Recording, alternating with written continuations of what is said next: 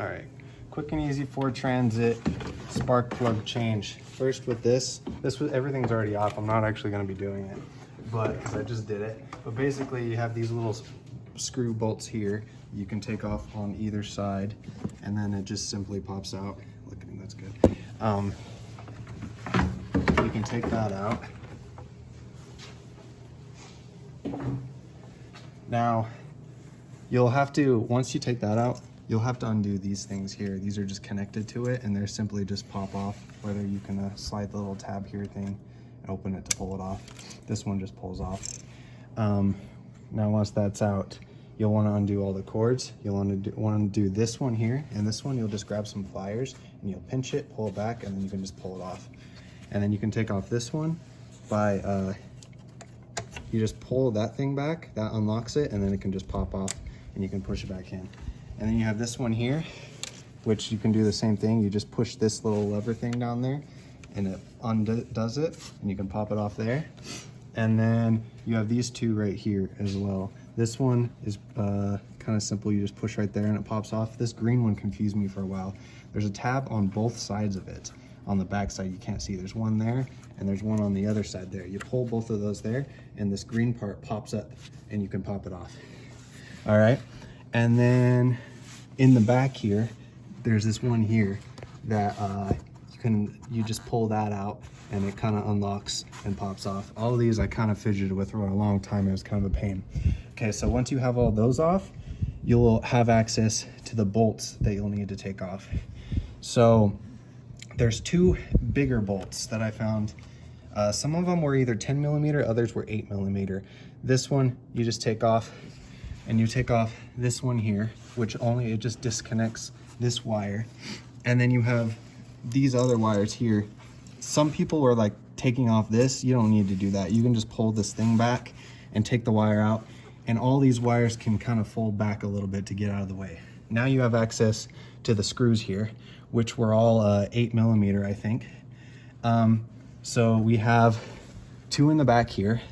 We have 1, 2, there's one right here, 3, 4, 5, and then 6 down on this side here.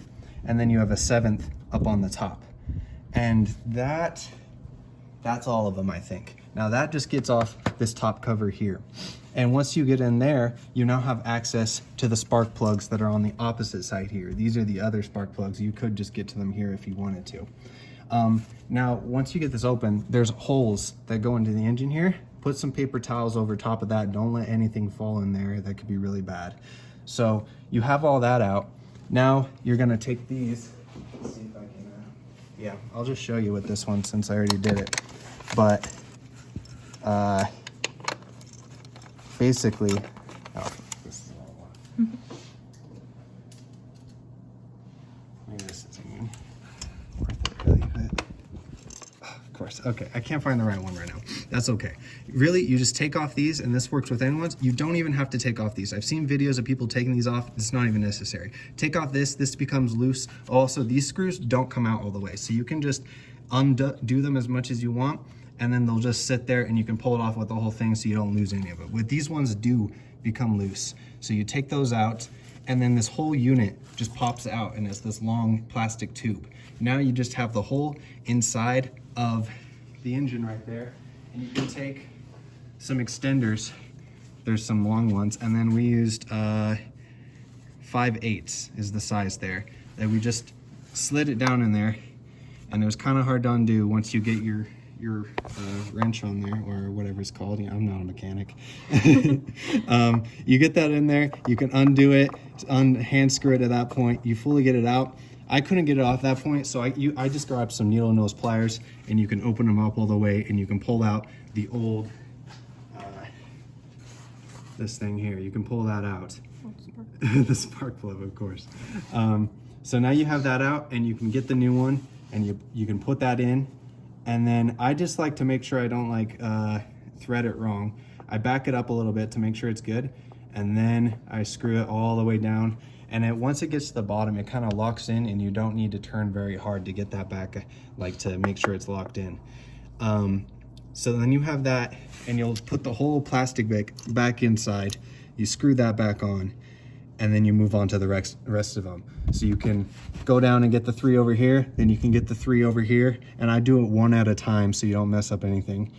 And then you just have to reverse the process of putting everything back on. So take the paper towels out, put the cover back on, and then what I do after that, I think I screwed everything in next.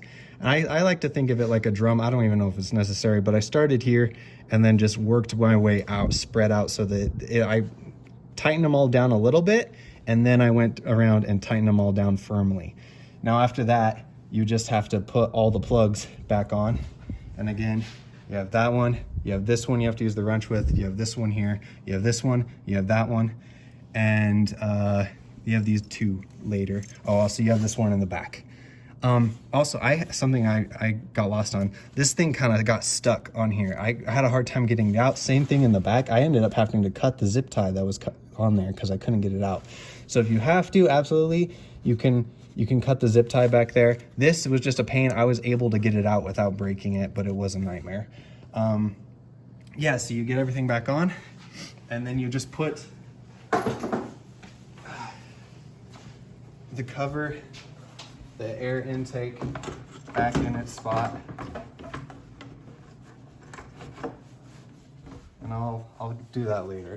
But you put it back, and then you connect these hoses back on, and that should be it. Hope that is better than every other video on YouTube, even though I didn't show you everything. But watch other videos, learn what you need to do. But this went over everything that I watched of every YouTube video I watched. So I hope that helps, and I hope it works for me.